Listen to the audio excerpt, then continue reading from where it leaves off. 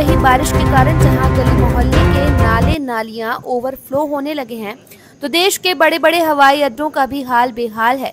दिल्ली जबलपुर के बाद अब ग्वालियर एयरपोर्ट पर बारिश के बाद जलभराव की स्थिति हो गई है। हालात ऐसे हैं कि एयरपोर्ट के एग्जिट गेट पर जलभराव होने के कारण यात्रियों को निकलने में काफी परेशानी का सामना करना पड़ रहा है। बता दें, ग्वालियर का नया एयरपोर्ट देश का ऐसा पहला एयरपोर्ट है जो सबसे कम समय में बनकर तैयार हुआ है। साथ ही इस बात को नागरिक उड्डयन मंत्री रह चुके सिंधिया भी कह चुके हैं। इस एयरपोर्ट को हाईटेक तरीके से बनाया गया था और हेरिटेज लुक में तैयार किया गया था, लेकिन पहली ही बारिश में यहां पर सीलिंग से बरसात का पानी टपकने लगा है। साथ ही बाहर पानी भरने के कारण यात्रियों को काफी परेशानी हो रही है।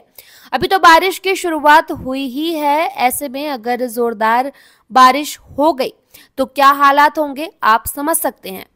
एयरपोर्ट की सीलिंग से पानी टपकने के सवाल पर पूर्व विमानन मंत्री और वर्तमान टेलीकॉम मंत्री ज्योतिरादित्य सिंधिया ने कहा है कि स्थिति पर पूरी तरह से नियंत्रण है।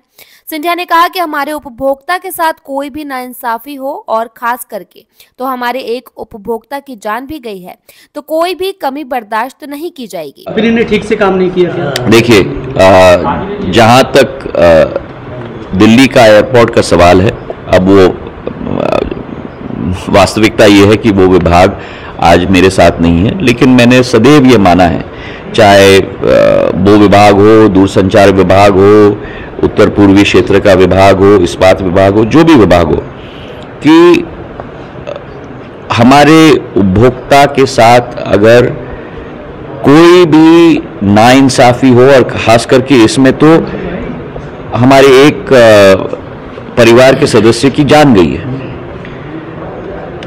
कोई कमी बर्दाश्त नहीं की जानी चाहिए किसी भी विषय में। जहां तक आपने दूसरे एयरपोर्ट्स का मामला उठाया, खास करके जबलपुर और ग्वालियर की मैं बात कर सकता हूं। जबलपुर का जो भाग है वो एक कैनवस का रूफ था। कैनवस के रूफ में जब पानी का वजन पड़ता है, क्योंकि वो ना सीमेंट है ना कंक्रीट है, जैसे उदाहरण के तौर पर कई क्रिकेट स्टेडियम्स में भी कैनवस का रूफ लगता है, और वो पानी का रिसाव के लिए कोई जगह न हो, तब वो कठिनाई कभी कभी हो जाती है, और कमी रही हो तो उसका सुधार भी हम लोग जरूर करेंगे। जहां तक ग्वालियर का एयरपोर्ट का मुद्दा है, मैं नहीं मानता कि ये स्थायी मुद्दा है, ये एक अस्थायी मुद्दा है। एक दिन बारिश बहुत हो गई तो जो नाला है वो ब्लॉक हो गया, बाहर के भाग में तो अराइवल एरिया में थोड़ी पानी का एक्यूमुलेशन हो गया, 4 घंटे के अंदर नाला साफ हो गया है।